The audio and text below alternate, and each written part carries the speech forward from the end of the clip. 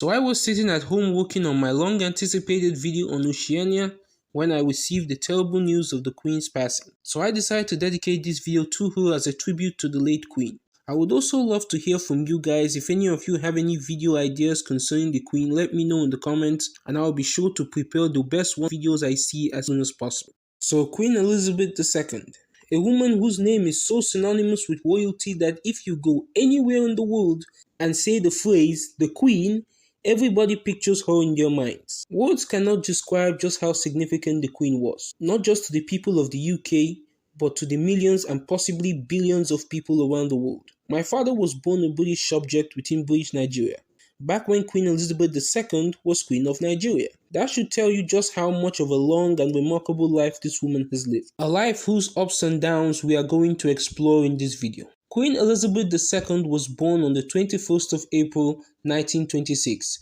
to King George VI and Lady Elizabeth Bowes-Lyon. She was the first of two daughters, the other being her sister, Princess Margaret. As she had no brothers, she would become heir apparent after her father ascended the throne in 1936. She had a classic royal upbringing, receiving private tuition from Henry Morton, Vice Provost of Eton College. She learned things like constitutional history and also learned to speak foreign languages and conduct herself as a royal. However, young Elizabeth's world will be turned upside down on September 1939. This was, of course, the start of the Second World War.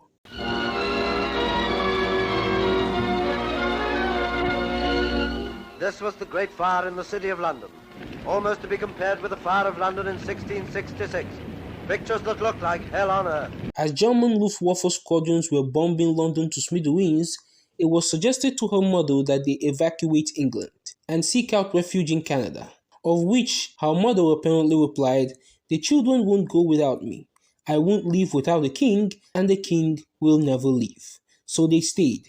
And throughout the war, Elizabeth did her best to help out with the war effort by providing auxiliary aid along with medical and moral support. On the 9th of July 1947, Elizabeth would announce her engagement to Prince Philip of Greece and Denmark. The engagement, however, was very controversial. You see, Prince Philip was Elizabeth's second cousin through King Christian IX of Denmark and third cousin through Queen Victoria.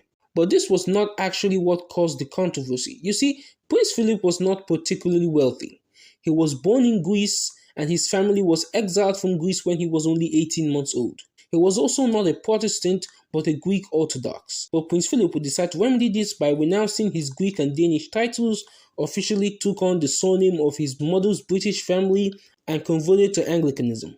And with that, Elizabeth and Prince Philip were married on the 20th of November 1947. Their marriage would be blessed with 4 children: Charles, Anne, Andrew, and Edward.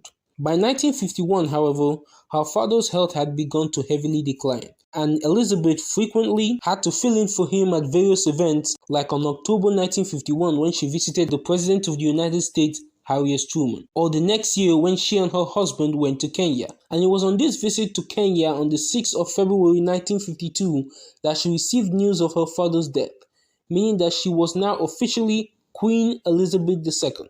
This name, however, offended many in Scotland, as there had never been a Queen Elizabeth of Scotland before, or even a Queen Elizabeth of the United Kingdom. So Queen Elizabeth's decision to become Queen Elizabeth II made many in Scotland feel alienated, like she was chosen to ignore her Scottish subjects. But still, she was crowned Queen Elizabeth II on the 2nd of June 1953 at the age of 27.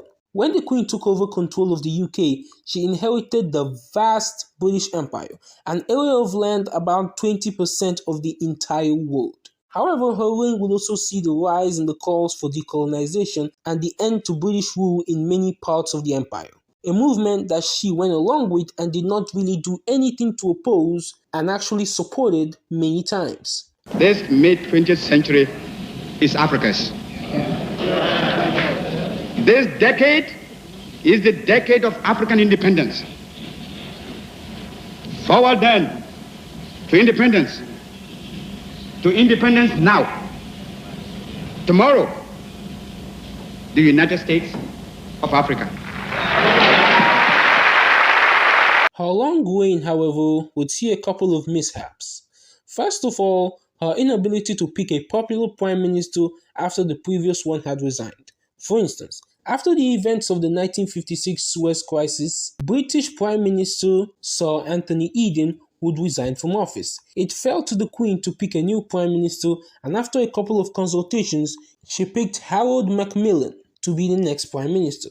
This caused a buzz among some individuals, with some calling her out of touch. To make things worse, 6 years after his appointment, Macmillan would resign and advise the Queen to appoint Douglas Home as her next Prime Minister, an advice that she followed, causing an even bigger buzz. Many criticized her for appointing prime ministers on the advice of a single person. Because of this, in 1965, the Conservative Party officially adopted a formal system for electing their leaders, meaning that she didn't have to appoint leaders anymore. She still could, she just didn't have to, and so she didn't. She also made a habit of visiting communist countries like Romania and Yugoslavia, and she was criticized for whining and dining with their very brutal dictators. Another event was the Australian constitutional crisis, where in the Queen's name, Australia's Governor-General, Sir John Kerr, dismissed the Prime Minister, Gough Whitlam, after his opposition party, which controlled the Senate, rejected his budget proposals.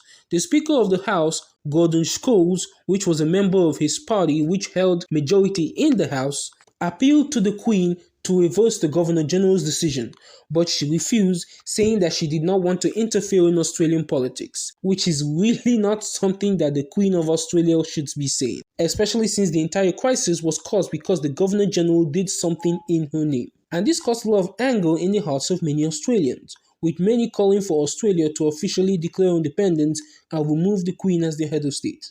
But perhaps the most popular controversy involving the Queen, and the one which most younger people would be familiar with, were the incidents involving Princess Diana, the wife of her son, Prince Charles.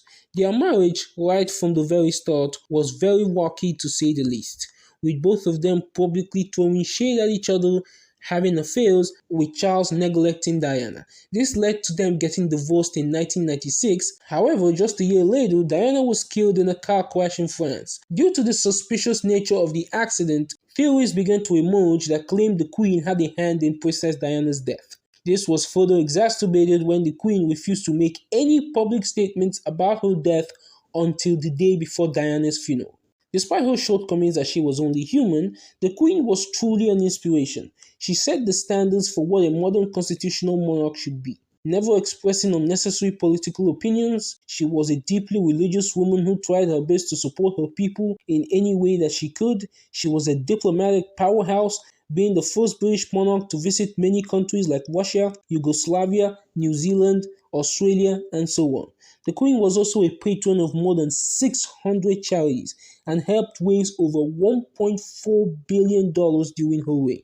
In conclusion, the death of the Queen is truly the end of an era. She witnessed basically every single significant modern-day event from the Great Depression, World War II, Cold War, decolonization, the space race, and COVID-19.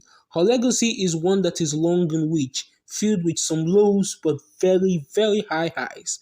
I pray to God that she will rest in peace and that her successor, Charles III, will follow in her footsteps and be a king she, her people, and the world can be proud of. Thank you very much for watching, guys. Once again, thoughts and prayers are with the British royal family. If you enjoyed this video, please like and please subscribe. I will be releasing a new video about Australia and Oceania very soon, so you can look forward to that. Once again, thank you very much for watching, and I will see you in the next video.